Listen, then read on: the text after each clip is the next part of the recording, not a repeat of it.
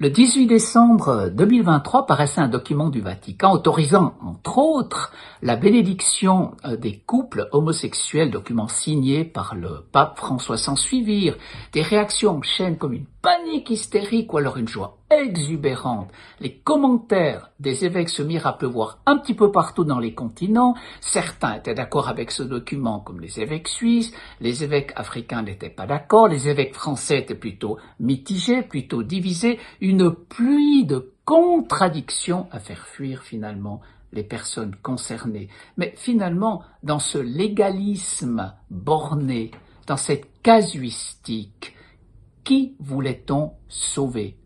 Les principes, les articles du catéchisme, la doctrine de l'Église, ou bien les personnes concernées? Là, on retrouve Jésus dans ses dialogues, ses discussions avec les pharisiens. Franchement, que ferait-il aujourd'hui? Que nous dirait-il? Et les questions allèrent bon train. Comment faire ces bénédictions? Dans quelles limites? Faut-il bénir les personnes séparément? Faut-il bénir les couples? Ou alors surtout ne rien faire du tout?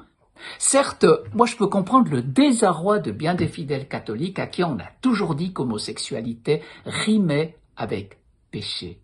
Mais est-ce vraiment vrai? En fait, que sait-on de ces personnes au-delà des caricatures et de la doctrine de l'Église? Ne sont-elles pas des personnes comme vous et moi, en quête de vérité, en quête d'amour, en quête de sens, en quête de Dieu? C'est pourquoi dans cet ouvrage, je veux leur donner la parole, les écouter, car je chemine avec elles sur leur propre terrain pour les aider à être heureuses, pour les aider à trouver Dieu et leur propre chemin de bonheur. Et il arrive aussi qu'après un discernement pastoral, je leur offre les bénédictions de Dieu, dans la mesure où il y a un réel désir de bâtir une vraie relation d'amour, une relation bâtie sur l'amour vrai qui va dans la durée. Car bénir, c'est confirmer à tous qu'ils sont aimés de Dieu. Nous ne sommes pas les propriétaires des bienfaits de Dieu.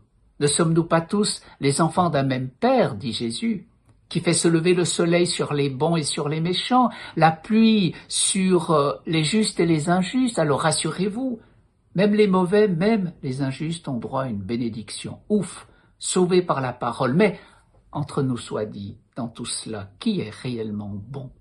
Qui est réellement mauvais? La réponse vous appartient. Moi, j'ai souvent des parents qui viennent me trouver parce qu'une fille, un fils s'est déclaré homo.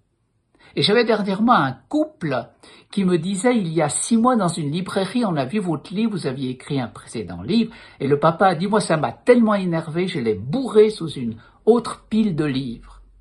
Et puis voilà, 6 mois après, je viens vous parler, parce que ma fille vient de faire son coming out. Bien voyez-vous, nous n'avons plus une caricature, un jugement en face de nous, mais le fruit de notre amour. Et quand on aime, on voit autrement les choses. On voit la réalité de ce qu'est une personne en quête d'amour parce que tout simplement c'est notre fille. N'est-ce pas ainsi qu'on devrait regarder toutes ces personnes? Prenons le temps de vivre un peu avec elles, de leur poser des questions, de partager avec elles ce qu'elles vivent dans le salon de nos vies ou à la salle à manger, mais surtout n'entrons pas dans la chambre à coucher.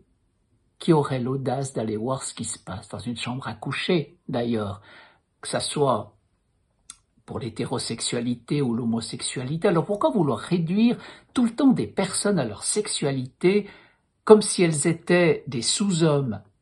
Me disait un jour un jeune, l'Église nous parle comme à des sous-hommes, comme si nous étions incapables d'aimer, comme si entre nous il n'y avait que du sexe. Et cela est tellement faux.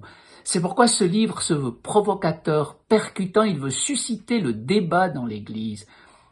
Pensez-vous qu'on pourra encore longtemps exclure cette partie de l'humanité que Dieu aime, vers qui Jésus est allé?